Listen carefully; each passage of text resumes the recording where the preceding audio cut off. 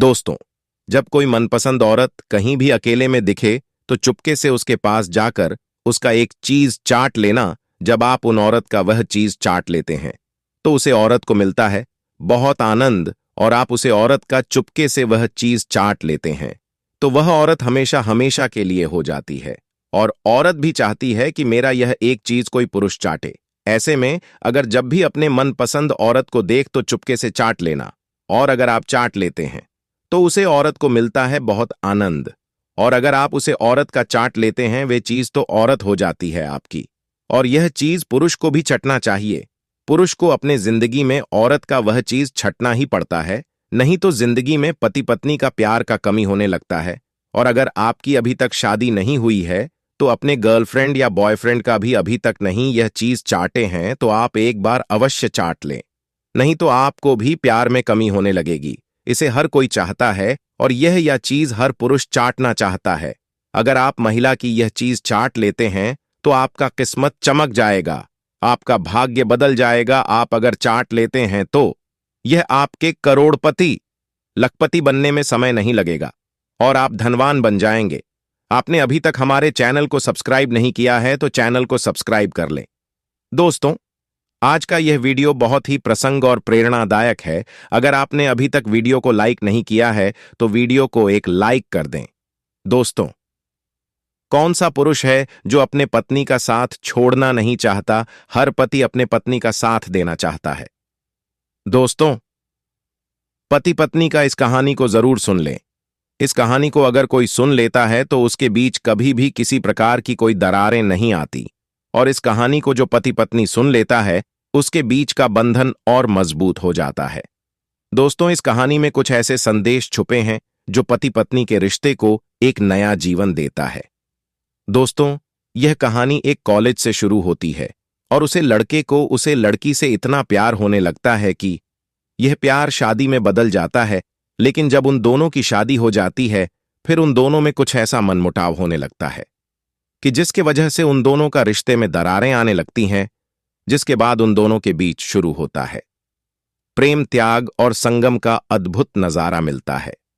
पति पत्नी के बीच का यह प्रमाण दर्शाता है कि चाहे कुछ भी हो जाए लेकिन पति पत्नी के बीच कभी भी किसी प्रकार के दरारें नहीं आए। अगर प्रेम सच्चा हो तो कैसी भी परिस्थिति आए उन दोनों के बीच किसी प्रकार का कोई मनमुटाव नहीं हो सकता।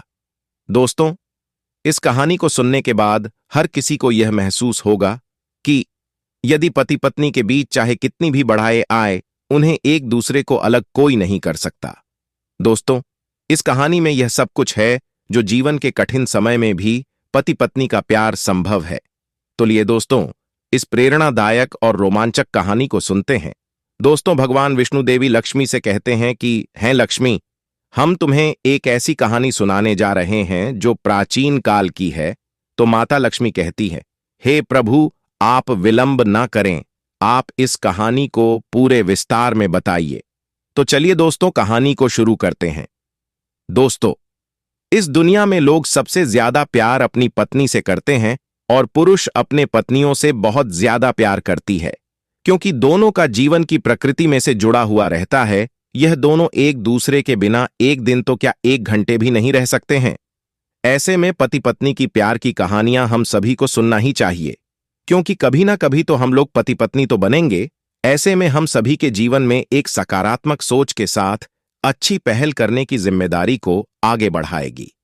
दोस्तों, एक देव नाम का व्यक्ति की शादी अरेंज मैरिज के तौर पर शालिनी से हुआ था। दोनों की शादी अरेंज मैरिज होने के कारण वे दोनों एक दूसरे को पहले से नहीं जानते थे। शादी के बाद दोनों एक दूसरे को जानने पहुंचाने का काम चालू हुआ। कुछ ही दिनों में दोनों एक दूसरे को अच्छी तरह से जल्दी पहचानने लगे थे।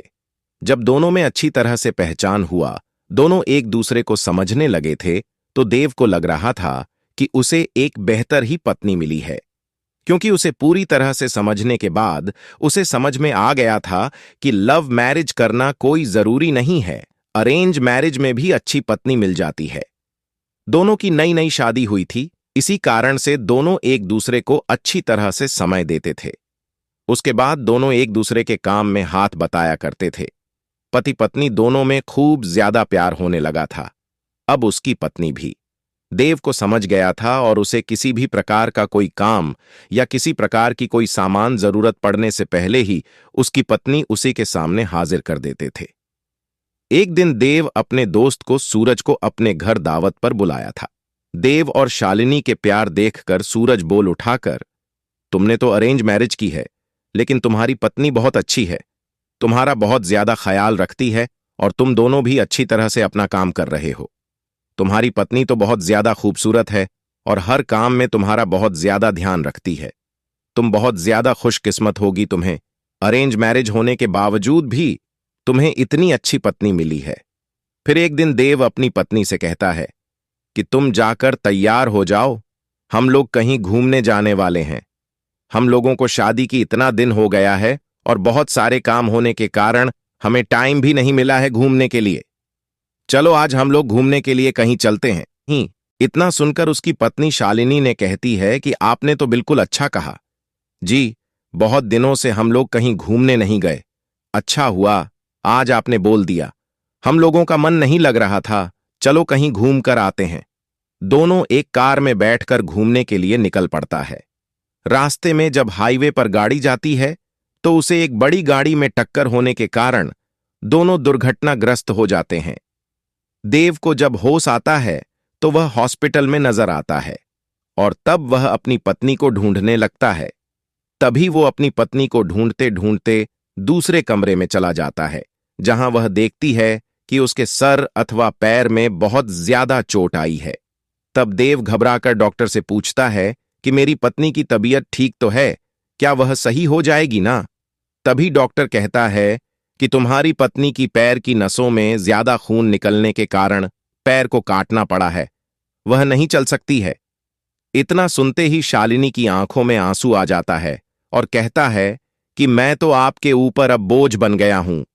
उसके बाद देव कहता है कि ऐसा कोई बात नहीं है, इतने दिनों से तुमने मेरा ख्याल रखा था, अब मेरा फर्ज बनता है कि मैं भी तुम्हारा ख्याल रखूंगा। अब दोनों साथ मिलकर अपने घर की तरफ रवाना हुआ। घर जाकर दोनों एक दूसरे के बिना ना रहने की कसम खाई। फिर उसके बाद देव अपनी जॉब को छोड़कर घर से ही वर्क टू होम मतलब के वर्क फ्रॉम होम किया करता था। साथ ही घर रहकर अपने पत्नी की मदद तथा उसके देखरेख में उसका मदद किया करता था। इसी तरह एक दिन फिर सूरज देव का दोस्त उसके घर आता है और कहता है कि तुम तो आप घर के काम करने लगे हो, तुम्हें बहुत अच्छा बिजनेसमैन हो, तुम अपनी जिंदगी क्यों बर्बाद कर रहे हो एक लड़की के कारण? तुम अपनी दूसरी शादी कर लो, चाहे तो इसे भी अपने पास ही रखो, लेकिन तुम कंपनी में चलो, काम करो। इसके बाद देव कहता है कि मेरी पत्नी से बढ़कर मेरी जिंदगी में कुछ भी नहीं है। मैं उसकी देखभाल हमेशा करूंगा और करता ही रहूंगा, क्योंकि हमेशा से ही मुझसे प्रेम करती थी और हमेशा से ही हम लोग पति पत्नी आपस में प्रेम करते रहेंगे।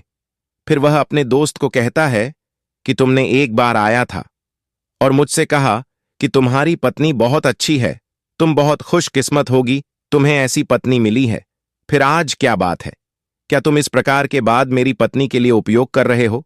आखिरकार जितना दिन उसने मेरी मदद की है, मेरा भी फर्ज बनता है कि मैं उसे जिंदगी भर मदद करता रहूंगा। इतना सुनते ही पीछे से उसकी पत्नी भगवान से प्रार्थना करती रहती है कि भगवान आपने मुझे इतना अच्छा पति दिया है कि मैं इसका शुक्रिया कैसे अदा करूंगी, और वह सदा के लिए एक दूसरे से प्रेम करते रहे और अपनी जिंदगी को आगे बनाते रहे। इसलिए मेरा मानना है कि पत्नी चाहे जैसे भी हो, उसे कभी नहीं छोड़नी चाहिए, और पत्नी को कोई तकलीफ होती है तो उसका साथ देना चाहिए, ना कि उसके साथ छोड़ना चाहिए। दोस्तों, अपने वाइफ को हमेशा से ही प्यार की नजरों से देखिए, समय पर उसे जो चाहिए उसे लाकर दे। कभी कभी घुमाने के लिए, यह तो कभी कभी शॉपिंग कराने के लिए लेकर जाना चाहिए। दोस्तों, पति हमेशा अपनी पत्नी से प्यार के बदले प्यार से आता है। साथ ही उसके गुस्से बताओ प्यार को दोनों को सहने की आदत होनी चाहिए। जीवन पर मोड़ कभी उल्टा तो कभी सीधा होता है। इन सभी बातों को सोच समझकर हम सभी को पत्नी को प्यार से रखना चाहिए। मित्रों, हमें आशा है कि आपको यह वीडियो अच्छी लगी होगी। तो हमारे चैनल को सब्सक्राइब नहीं किया है तो चैनल को सब्सक्राइब, वीडियो को एक लाइक अवश्य कर ले। हम ऐसे वीडियो हमेशा लेके आते हैं। धन्यवाद।